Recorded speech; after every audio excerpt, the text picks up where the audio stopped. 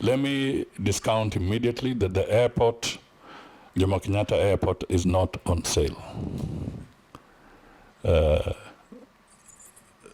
This is a public asset. It is a strategic asset. And if it was going to be sold, you can only do it after a full public process that Parliament endorses.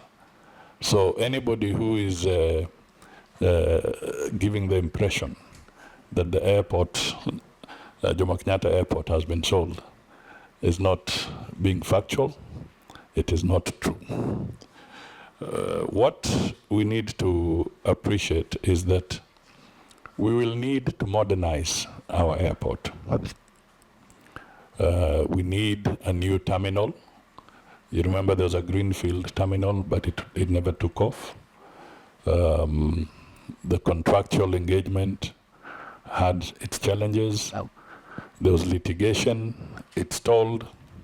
Going forward, the Kenya Airports Authority must look at its investment program very, very carefully, make sure that everything is transparent, so that during the expansion process of the second terminal, if it is under PPP arrangement, and let it be done properly, thoroughly, through the legal process, so that everybody knows what is going on.